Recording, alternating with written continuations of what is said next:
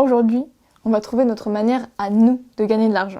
Je suis sûre que vous avez déjà regardé plein de vidéos du genre 50 manières de gagner de l'argent en étant illustratrice ou comment j'ai gagné 200 000 € en un an grâce à mes créations. En tout cas, moi oui, et ça fait bien rêver, mais après il faut savoir faire le tri dedans, déterminer ce qui nous fait réellement envie et remettre une touche de réalisme là-dedans aussi. Donc aujourd'hui, c'est ce que je vais faire avec vous.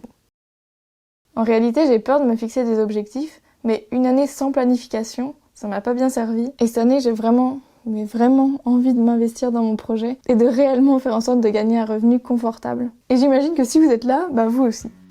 Je m'appelle Maëna, j'ai 23 ans et j'ai commencé mon activité de freelance en fin 2019 quand j'avais 20 ans. Forcément, depuis tout ce temps, mon activité et mes envies ont beaucoup évolué. Aujourd'hui, je fais tout pour vivre de l'illustration et de la création, et je crois que forcément, ça passe par un petit peu d'organisation. Il y a des centaines ou des milliers de façons de gagner de l'argent en étant créatrice ou créateur. Pour en citer quelques-unes, il y a l'émission freelance, les boutiques en ligne, la création de contenu, les droits d'auteur, l'impression sur demande et encore plein d'autres. Dans cette forêt de possibilités, je trouve ça très difficile de savoir vers quoi se diriger. En 2022, je me suis un peu perdue dans cette forêt, je crois. Je me suis un peu baladée sans chercher où j'allais. Mais cette année, j'ai vraiment envie de canaliser mon énergie dans ce que je veux développer. Alors aujourd'hui, j'ai envie de partager avec vous les canaux de revenus que j'ai envie de pousser cette année. Et j'espère que vous pourrez en tirer des idées, ou au moins de la motivation. J'ai beaucoup réfléchi à comment faire en sorte que cette vidéo ne fasse pas gourou entrepreneur et course au succès et à l'argent. Le but, c'est surtout de moi me motiver. En disant ça, ça me donne en quelque sorte une responsabilité de faire de mon mieux. Et aussi, et surtout, vous inspirer à mettre en place des choses qui vous correspondent et vous font plaisir pour gagner de l'argent. Finance en tant que freelance. J'ai l'immense chance d'avoir très peu de dépenses obligatoires par mois. J'ai un tout petit loyer, un budget pour la nourriture restreint, un abonnement internet négocié au moins cher. J'ai quelques dépenses plaisir, mais qui sont en vrai un investissement pour mon inspiration, comme un abonnement au ciné. Sinon, je suis très radine, mesurée sur mes dépenses. Récemment, j'ai mis en place une méthode pour gérer mon argent un peu mieux. En tant que freelance, c'est difficile de pouvoir planifier quoi que ce soit vu que notre revenu fluctue tout le temps. Du coup, j'ai devisé un nouveau système pour gérer mes finances. Tout d'abord, j'ai listé toutes les dépenses que je sais que j'ai tous les mois. J'ai été le plus précise possible.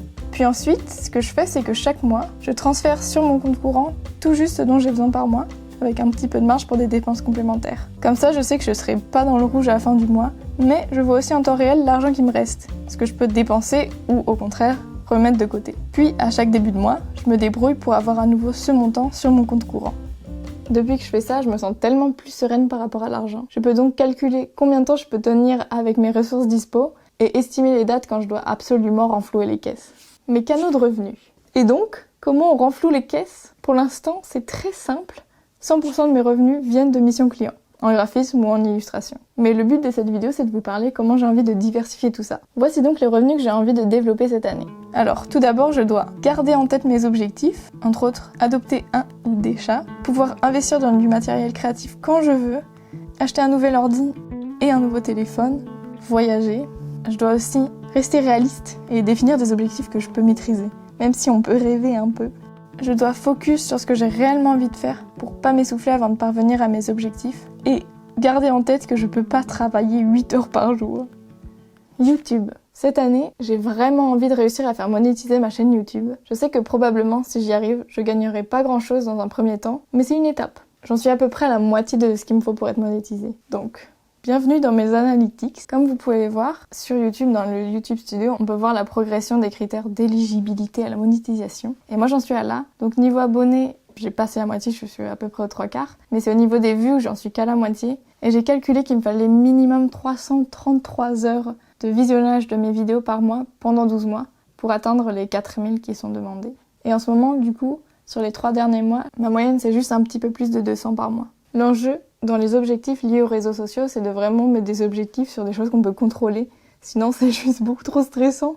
Par exemple, je peux pas me fixer l'objectif d'atteindre 10 000 abonnés sur YouTube d'ici la fin de l'année. Ce que je peux faire, du coup, c'est de publier régulièrement sur YouTube, d'essayer d'apparaître dans les recherches, parce que j'ai appris que c'était une bonne manière de faire grandir sa chaîne. Et comme ça, en même temps, je fais grandir ma communauté sur les réseaux sociaux, parce que j'en ai besoin pour ma boutique en ligne. Mon grand projet de l'année, ce serait d'ouvrir une boutique en ligne. J'ai très hâte d'explorer ça, mais en même temps, j'ai très peur. J'ai envie de proposer des illustrations, mais aussi j'aimerais proposer des objets en 3D. Je sais pas encore quoi, mais j'ai vraiment envie de créer des choses avec mes mains. Et ça, ce sera toute une aventure en soi.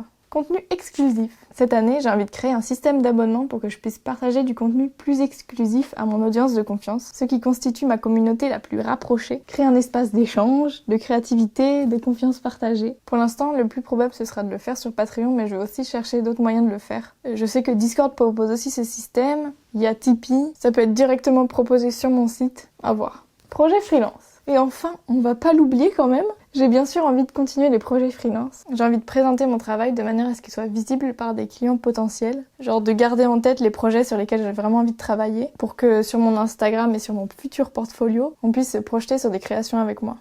Pour mieux avancer vers ces objectifs, il y a tout un tas de choses très précises à mettre en place. Je dois me concentrer sur les actions concrètes que je peux mettre en place et pas sur les facteurs sur lesquels j'ai aucun contrôle. Je peux créer un site internet pour héberger ma boutique et mon portfolio, poster des vidéos régulièrement sur YouTube, partager du contenu sur les réseaux sociaux. Tant à faire.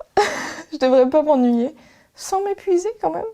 Merci d'être resté jusque-là. J'espère que cette vidéo a pu vous inspirer et vous motiver dans votre parcours, que ça vous aura donné envie d'explorer et d'essayer des choses nouvelles. De mon côté, je vais m'activer à mettre tout ça en place et de rester motivée aussi. Pour suivre mes avancées, n'hésitez surtout pas à vous abonner, ça me ferait super plaisir. Ça serait super cool aussi de partager en commentaire ce que vous avez envie de développer ou de continuer cette année et de s'encourager en répondant aux commentaires des autres aussi. Puis ça m'aiderait aussi beaucoup que vous aimiez cette vidéo. Sur ce, merci et à bientôt et créez bien!